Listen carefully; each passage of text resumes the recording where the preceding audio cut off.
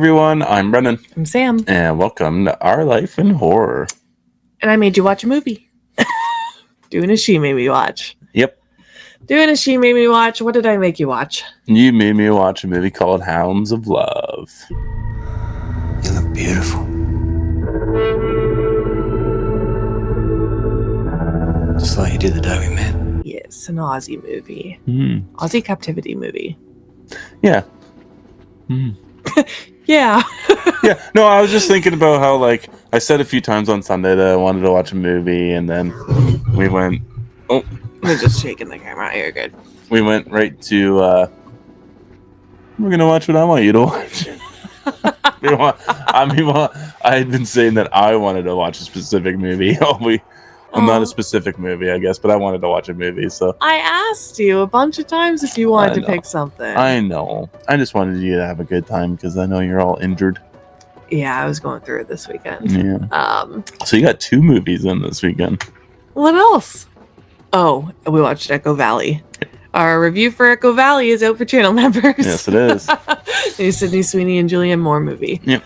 But anyway, Hounds of Love. I'll go over some of the facts, and I guess I'll explain why I chose it as well. Because I like this movie. It's got an 88% on Rotten Tomatoes, 6.5 on IMDb. Came out June 1st, 2017 in Australia. Director is Ben Young. Starring... one sec, sorry. Oh my god, oh my god, she looks so different. Is that the wife? Emma Booth, I guess? Vicky is... Ashley Cummings, yeah, she's the girl. The girl, yeah. And then Stephen Curry. Interesting. She looks like... She almost looks...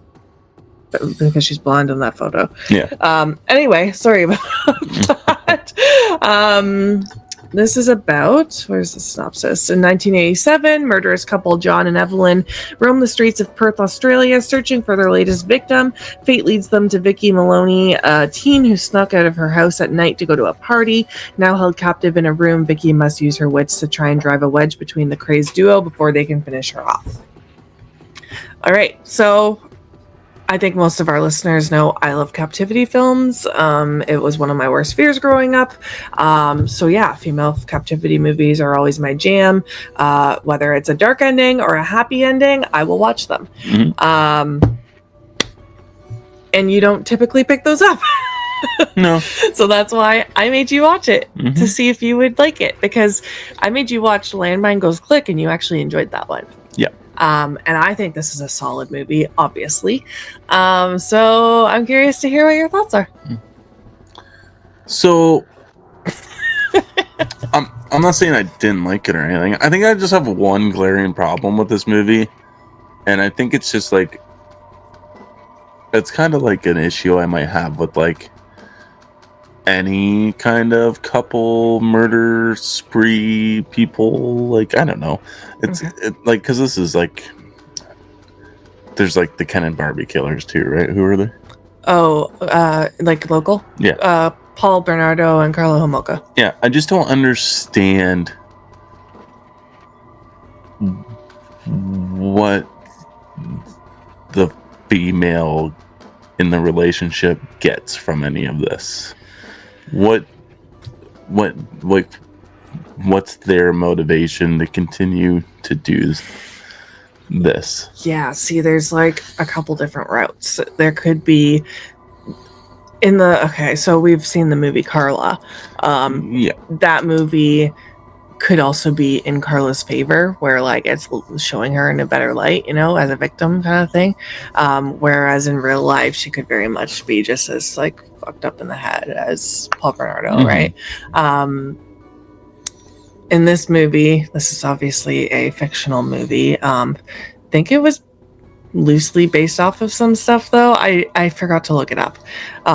It feels too specific to not be based off something, because I'm assuming this movie did not come out in 1985 when it is set. No, 2017. Yeah, so it felt very specific to come out in that time period. Yeah, I think we're gonna get into some spoilers here, guys. Oh, sorry. It's hard to talk about without I guess, spoiling what's happening in the movie, right? Okay, well, I'll try my best. I think the movie looks good. I think all the actors do a very good job. I do think, however, like the story is fairly basic. Like that's why it feels like something that did happen. Like it feels like a potential true story. But like I just don't know if it was or not. If it was, I feel like this movie's just became a whole lot more interesting than what it was.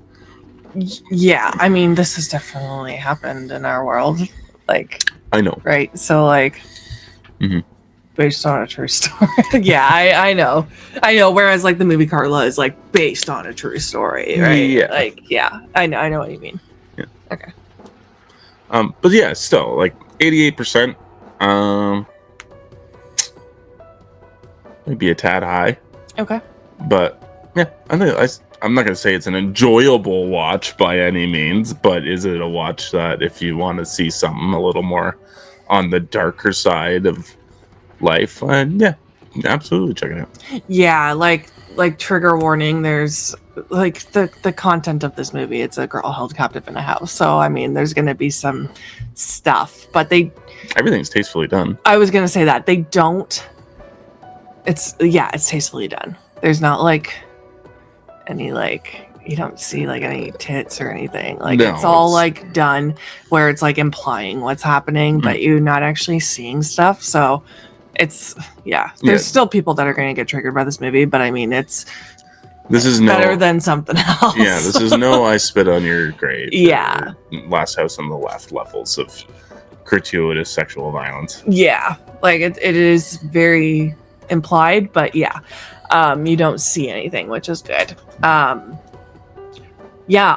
obviously like this movie because I showed it to you. I think I really like the tense scenes of like watching her try to escape multiple times and stuff. I like the 80s setting, I guess. I like this couple. Like this guy is just disgusting. So like they did a good job with that because he's just what? And I like watching her try to like the synopsis says, drive a wedge between them kind of thing. There's tense moments, there's sad moments. I like the fact that we're also following her family, trying to figure out where she is. It's just a dark story, and I like dark. So, we'll get into spoilers. Yeah. Okay. So, let's get into, you're talking about how you don't like when there's a couple that are murderers and the female is... It's not even that they're murderers. I can get behind if it's just like them murdering people. It's the whole sexual gratification that comes with the essay and then murder. Oh, so like what are they getting out of it when like it's the male that's getting all the... I don't know. How do I word it? Yeah, okay. People know what we're trying to say. I don't know. I guess it's maybe they get off on being to provide for their partner. I don't know. I'm not into that. So I can't even begin to think of what they get out of that. Well, exactly. And I think that's just something in general. Like I just don't know how or why they would do these things and like just be so okay with it. And it could be like an obedience thing. Like there's clearly some sort of kink there. Like the girl is obviously messed in the head too if she's there. There are going to be some cases where the female in the relationship is somewhat of, I don't even want to say a victim because she's still morally going through with all this shit. So like I can't even like say that. I don't know. Yeah, okay. No, it's fair. It's just a question that I had when I was watching the movie. I'm like, this woman clearly has children of her own that she clearly wants back in her life, yet she chooses to continue to do these awful and terrible things. He's probably very manipulative and is very good at making her think that he loves her and wants the best for her and can provide for her and give her a good life. And except he doesn't provide her with any money. She steals cards out of the fucking neighborhood fucking mailbox in order to pay off his, I'm assuming it would be gambling debts. yeah, well, this is clearly a toxic relationship. No, clearly, but like, yeah, that's just like, I was even thinking the same thing with Carla too there. Like, I was thinking the same thing about it. I'm like, what did they actually like even get out of like the sex aspect of these violent crimes? Yeah, and people don't like that movie. There's a lot of controversy behind it because it almost puts her in a good light. I don't remember that movie, so I've seen it more times than I'd like to admit because I would like show my friends and stuff because it was such a local case to us that it like freaked me out. yeah, of course. But yeah, I guess that movie kind of paints her in a good light because it's showing her as like a victim as well. Mhm. Whereas like in real life, she probably wasn't that, like she's going through with all this. We're gonna shit. get sued by her. Eh? She's gonna watch this and sue us. She's never gonna watch this. Yeah, I She's off living her life in another province with kids and everything. And No, I got know. married again. And Yeah, no, I know. I still can't believe she's out. Yeah. Yeah, I don't know. Okay. Yeah, no, it's just a curious. I know that you like all these serial killer things, and I do too. It's just that like those are the serial killers that I never really got invested in the researching. Like I was all about like Bundy and H.H. Holmes and the classics, we'll say. I was into the classics too. I would say the only couple that I looked into was Carla and Paul Bernardo. Mhm. So like I haven't researched enough about that. Okay. Maybe there's some true crime people out there that want to comment. Yeah. Okay. That's just my only like real gripe with like this story and how that goes. And I was kind of hoping that the wedge would go in a different, or like how Vicky's trying to throw a wedge in the relationship. I was kind of hoping it would go in a different direction. What direction? We're in spoilers, so Yeah, I was kind of hoping that she was gonna like seduce the killer, like the guy. Vicky was? Yeah, to make her so jealous, and then to like tell her other things, and then tell him like other things, right? Because he's not manipulated at all throughout this whole thing. So like the way you described it to me is that's what was gonna happen. Oh. Okay. No, that's That's not what happens. not what happens. No. Because like at some point this girl knew that the only way out was to survive. So would you not try something like that in order to stay alive longer and to gain some trust and try to get out? I think it would be really hard to do that. And her way was to get through with the girl instead. Like it would be hard to seduce a creepy man like that. No, well, actually, probably coming from her, it probably wouldn't be, because that's his demographic. But it would be hard mentally for her. Mentally, yeah, mentally, morally, like physically. Yeah. No, 100%. Yeah.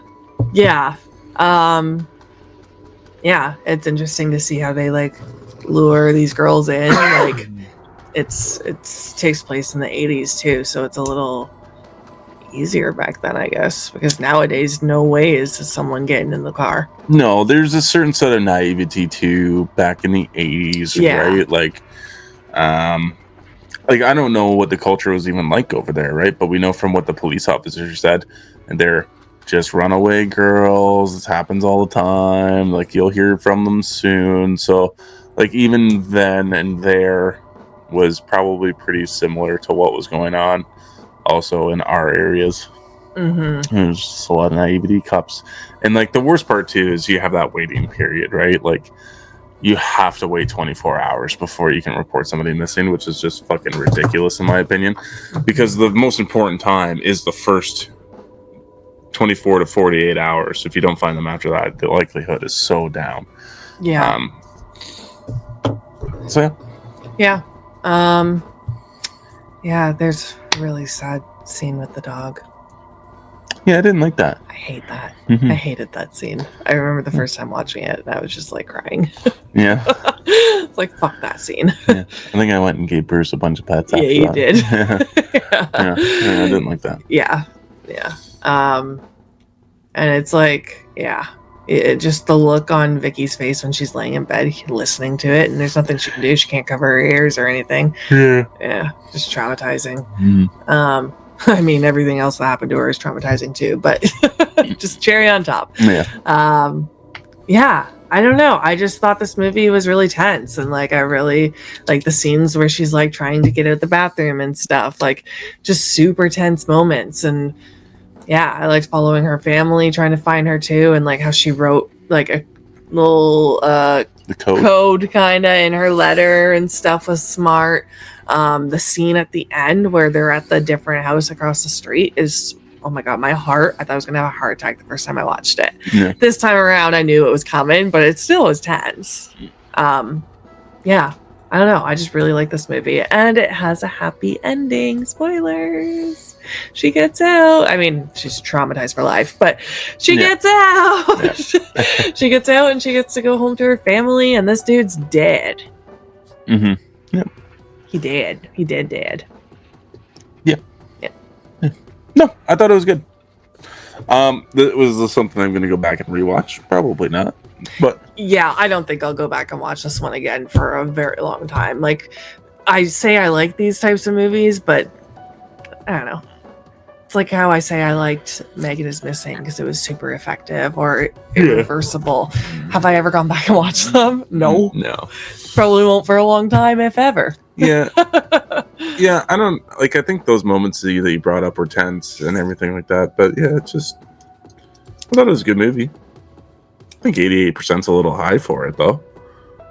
Okay, I guess. Yeah, I don't know. I'm curious to know what everybody else is thinking about this movie. If you've seen it, a lot of people really like this movie. Yeah, I can't remember what I rated it the first time. What would you rate this movie? You know what? I'll probably give this 3 stars. Okay. 3 stars. Acting's all good from everybody. I do like the story. I think it's just when you told me about the movie originally, I think I created expectations that did not happen for me in the movie. So okay. Because I think that aspect would be, they definitely drive the wedge in a lot harder. Yeah, acting's good. Effects are great. Yeah, it's got emotional moments as well as thrilling moments. So yeah, I'm gonna go with 3. You've yet to get a 1 from me or no score or something like that from me. So we're doing okay so far in these She Made Me Watch segments. Yeah, I rated it a 4-star my first time. I'm gonna keep it. Okay. Yeah, I think it's a really well done captivity film for me. Yeah. I see, like, I say I like captivity movies, but like they gotta be like a good solid movie. Like I can't just watch something, I don't know. It's gotta have like some good storyline going on and stuff. So yeah. What do you guys think of Hounds of Love? Are you guys fans? Yeah. Do you guys like this movie, or do you think it's just kind of like the average captivity movie? Yeah. Another one I would recommend is Chained. We like that one. That's with the boy. Yeah, Vincent D'Onofrio. Yeah, that one is really good. I like that one. Yeah, I would love to do a rewatch on that in the next year. Yeah. But yeah, let us know what you guys think of Hounds of Love. And get ready, guys. Somewhere in the future, I'm going to be putting up a poll to figure out what Sam will be watching next from me. Voted by you, voted by you guys. So that'll be a public vote as well. So I will be coming up with my movies, and I will give you guys 3 here shortly.